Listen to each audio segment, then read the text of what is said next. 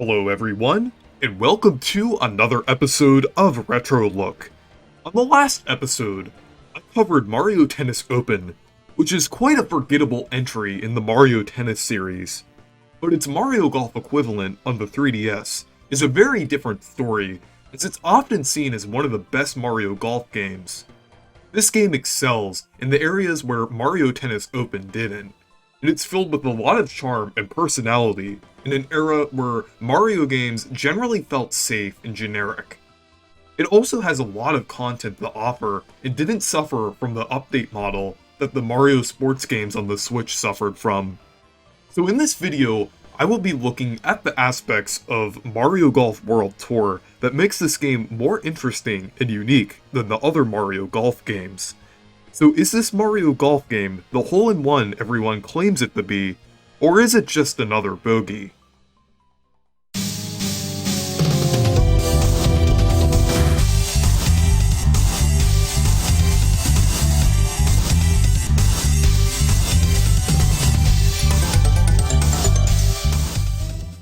Mario Golf World Tour released 2 years after Mario Tennis Open in May 2014. It was the first Mario Golf game in nearly 10 years, as the last one released on the GBA in 2004. This would be the only Mario Golf game to release in the 2010s, as the next game, Super Rush, released in 2021.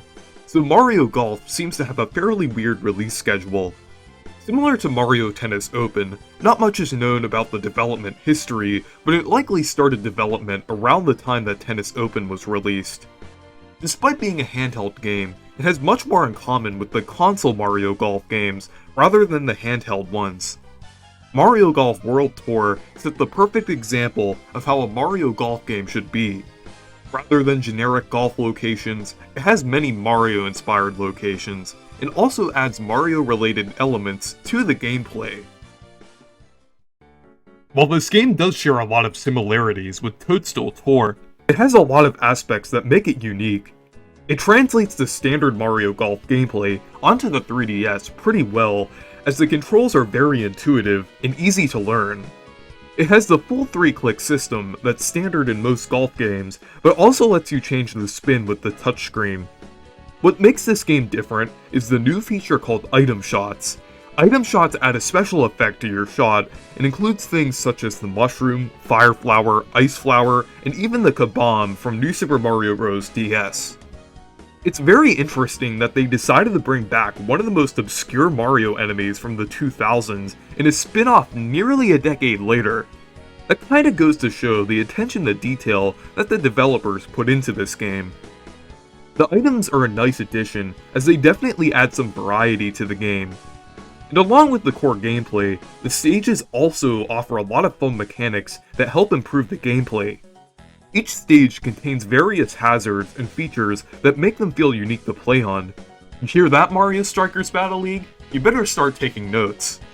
Some examples include Peach Gardens having boosts that propel your ball, Yoshi Lake having bouncy platforms, and DK Jungle featuring TNT and screaming pillars. Each course feels unique and fun to play on, which adds to the variety of the game overall. One highlight of Mario Golf World Tour that makes it stand out from the other Mario Golf games, and even the other Mario sports games in general, is its presentation. As I mentioned earlier, it has a more Mario-esque style to it, and incorporates more locations that reference past Mario games. Despite being released in the early 2010s, it doesn't just pull from New Super Mario Bros. Themes, but also has other interesting Mario locations, and locations related to Mario.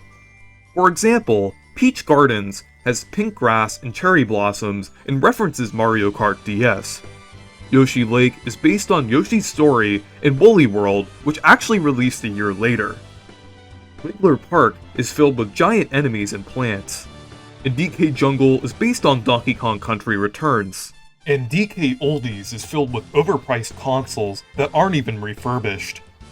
The DLC courses are also great, as they are based on courses from Mario Golf 64, but add a new visual twist.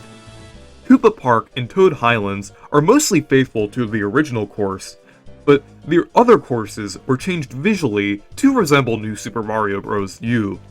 Normally, I wouldn't like this change because the new Super Mario Bros. Styles tend to be overused in Mario spin-offs around this time, but they actually implemented the style really well here, and it doesn't feel generic. Layer Cake Desert actually focuses more on the food theming, and Rock Candy Mines utilizes the mountain theming very well.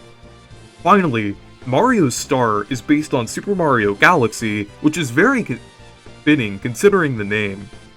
Mario Galaxy also tended to be the final theme for levels and spin-offs, so it's definitely pretty fitting. Another great aspect of the presentation of this game is the music, which is just amazing throughout. On top of the great original tracks, there are also a lot of remixes, including ones from Yoshi's Story, Mario 64, Mario Galaxy, Mario Golf 64, SMB1, SMB3, Donkey Kong Country, and even Mario Kart DS. And also, I can't talk about the presentation of this game without mentioning the victory animations. There was a reason why people were disappointed with the lackluster Super Rush victory animations, because the ones in World Tour are absolutely incredible. They are very expressive, like the animations in Mario Strikers, and they add a lot of personality to the game. Some even reference things from other games, such as Bowser Jr. with the magic paintbrush from Sunshine, and Donkey Kong with his silhouette, referencing Donkey Kong Country Returns. Mario Golf World Tour feels like a celebration of both the Mario franchise and the Mario Golf series, with its presentation, and definitely sets a great example of how a Mario Golf game should look. Since this game likely got more development time compared to the Tennis Open, there is much more content here, as the base game includes 17 characters and 10 courses, which is actually more than what was available in Super Rush at launch. The base roster is very solid too, with new characters like Kamek and Paratroopa, and notable returning characters like Birdo and Diddy Kong. Just like the previous Mario Golf games, each character has different stats and a star version of the character that can be unlocked. There are also customizable Mii characters, similar to Mario Tennis Open, which you can customize with outfits, clubs, and other gear. There's also a paid DLC, which released after the game launched, that includes a total of 4 characters and 6 courses, based on Mario Golf 64. The 4 characters included Gold Mario, Toadette, Nabbit, and Rosalina, which is a pretty solid selection considering the fact that they were all newcomers to the Mario Golf series, and Gold Mario was only a bonus for purchasing the Season Pass. Around the time that Super Rush released, I heard some people defend the lackluster content in that game by claiming at least the updates were free, while World Tour had paid DLC. And unlike the free content updates, the DLC on World Tour actually made a lot of sense, as the base game already included a lot of content, and the DLC truly felt like bonus content. The DLC also didn't add anything that was missing from the base game, like the post-launch updates did in Super Rush, so it definitely felt more justified. Other than the characters and courses, World Tour also had a few different modes. Stroke Play is a standard round of golf, Match Play is a round of golf against the CPU, Speed Golf times how fast you can sink the ball into the hole, Point Tourney awards a certain amount of points depending on how many strokes it takes to finish a hole, and Tournaments, which are unfortunately only online. On top of that, there are also the challenge modes, which mixes up the gameplay a lot. Compared to Mario Tennis Open, there is much more variety here, and it adds even more content on top of an experience that's already loaded with content. The challenge mode is structured similarly to mission mode for Mario Kart DS, or the challenges from Mario Strikers Charged, where there is a few different missions to clear on each course. There are a total of 10 challenges per course, meaning that there are 100 challenges in the base game, and 160 challenges including the DLC. The challenges consist of various tasks, including ring shot, collecting 100 coins, collecting star coins, score attacks, time attacks, playing against a character, and a one-on, one-putt challenge. There is a ton of variety here, which makes the mode great overall. Some of these challenges can actually be somewhat difficult, which is nice to see, as Mario spin-offs are usually light on difficult modes. Finally, there is also the Castle Club, which is basically the story mode, similar to past handheld Mario Golf games, and it includes tournaments and other events that you could play through with your Mii. Unfortunately, it lacks an RPG system, but I feel like it's fine because it has a lot of content and it is a fairly fun mode, and the challenge mode kind of does make up for that. So overall, Mario Golf World Tour is loaded with content as there's a lot of stages, characters, and modes to play through. Overall, Mario Golf World Tour is an excellent game. It has a lot of content along with a lot of charm and personality. It sets an example of not just what a Mario Golf game should be, but a Mario sports game in general, and is actually my favorite Mario sports game. It does so many things right that the Switch Mario sports games unfortunately missed the mark on.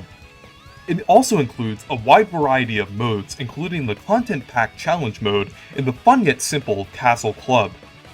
So anyways, thank you guys for watching this video. Make sure to leave a like and subscribe for more, and make sure to check out my Discord server if you want to. Stay perky!